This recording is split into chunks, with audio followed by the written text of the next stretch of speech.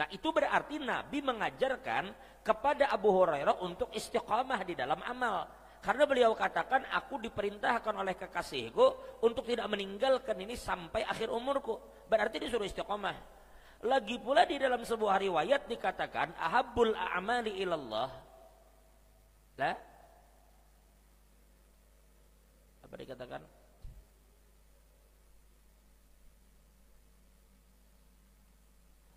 Madama wa in qalla aw kama qala al-habib. Amalan yang paling Allah suka adalah amalan yang kontinu meskipun sedikit.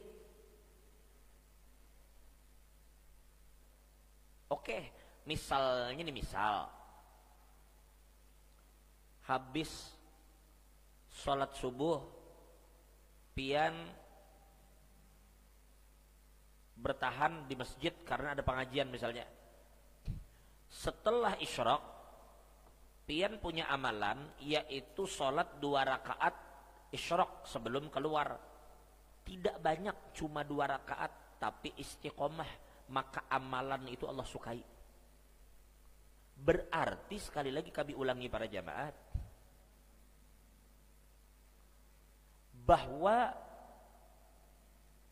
pondasi utama di dalam tasawuf itu adalah keistiqomahan kita berjalan di atas jalan syariat.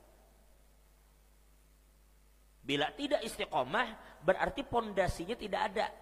Maka percuma kita bangun bangunan sebesar ini bila pondasi kada siap.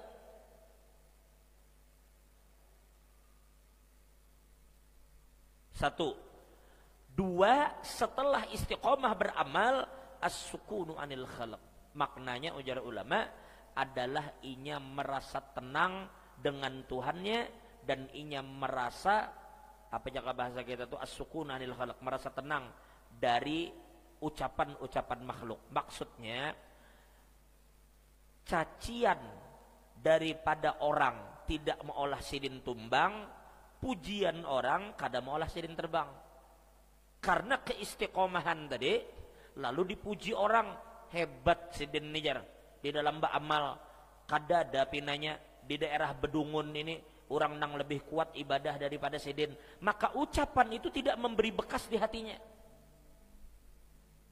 Ucapan itu tadi tidak memberi bekas di hatinya. Nah,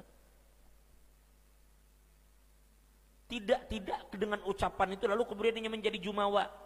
Atau dia berbuat baik di kampung ini, ternyata kebaikannya itu diingkari orang, atau bahkan kebaikannya itu diolok-olok orang, maka itu tidak menyebabkan dia berhenti berbuat baik. Jadi bahasanya itu adalah inya kada terpengaruh lagi dengan pandir orang, bahasanya kata. Inya mampu istiqomah dalam beramal. Yang kedua, pandir orang kada memberi pengaruh di dalam keistiqomahannya. Kalau pang bila dipuji tambah semangat, bila dicaci bekendor sedikit, kada. Inya tetap menjadi orang yang mustaqim, inya lurus. Maka itulah ujar Imam Ghazali pondasi di dalam tasawuf. Nah, di dalam bertasawuf, ulang, seseorang itu intinya tasawuf adalah menghambakan diri kepada Tuhan. Jadi ruh utama tasawuf adalah penghambaan kepada Tuhan. Adalah penghambaan.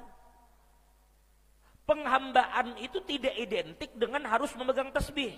Nah, ayo sekarang kita bahas apa itu hamba Tuhan yang selama ini sering diucapkan oleh para ulama sufi. Bagaimana pian bisa menjadi Abdullah atau hamba Allah yang sebenarnya? Ujar khatib Jumat, "Faya ibadallah, wahai hamba Allah." Lalu bagaimanakah jalan supaya kita benar menjadi hamba Allah? Supaya benar menjadi hamba Allah. Kalau mengaku hamba Allah, banyak.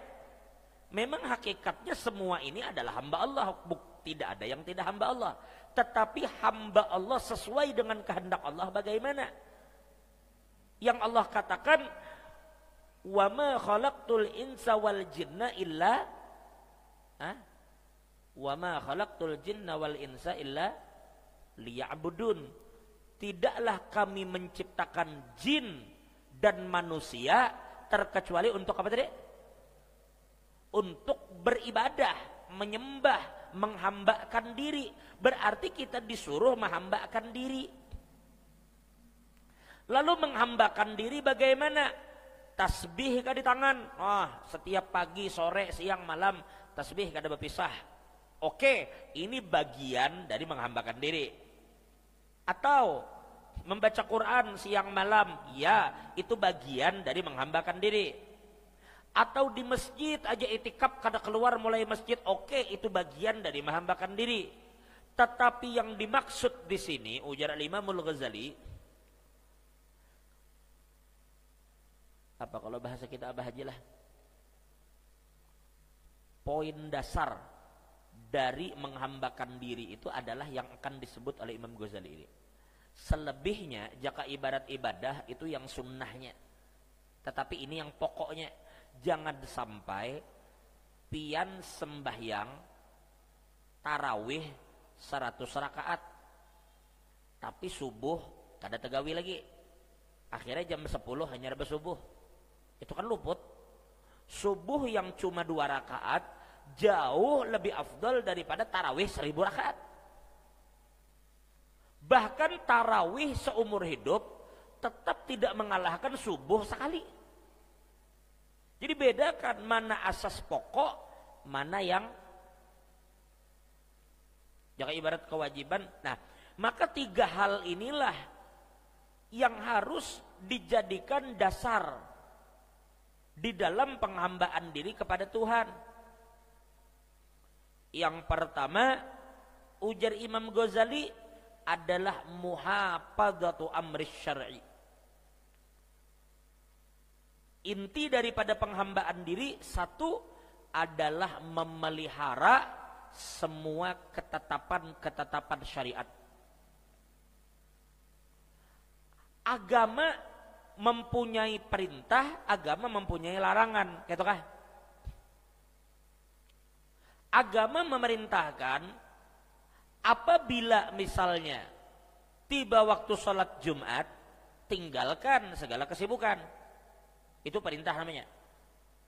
Agama melarang dari berjudi, dari sabung ayam, dari minum minuman keras. Itu namanya ketetapan syariat.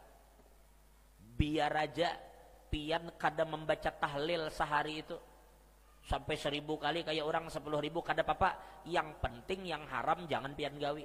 Gitu maksudnya. Ketimbang hari itu kita berjudi disertai dengan membaca tahlil 1000 kali gitu lah. Jadi harus kita pahami pokok daripada inti ibadah itu bagaimana.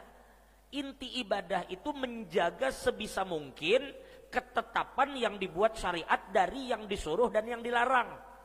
Itu aja sudah. Meskipun pian kada sholat qobliyah, meskipun kada ba'diyah, yang penting beisa, itu intinya dulu. Ketimbang sholat sunnah banyak, isa teguring.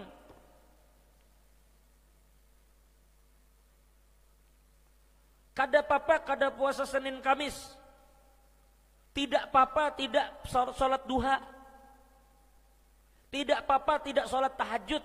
Yang penting mulut jangan menggibah.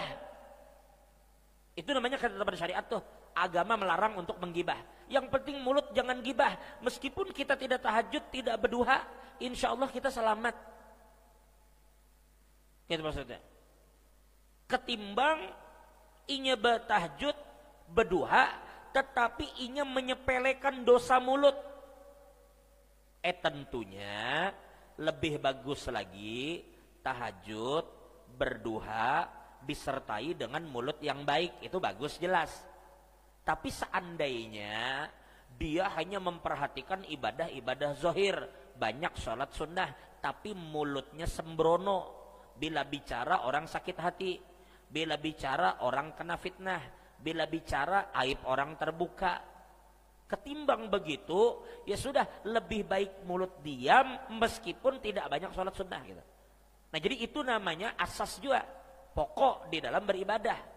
Yaitu jaga aja 2 sudut perintah agama ini. 1 menjaga perintah, 2 menjaga larangan. Perintah kerjakan, larangan tinggalkan, sudah itu intinya.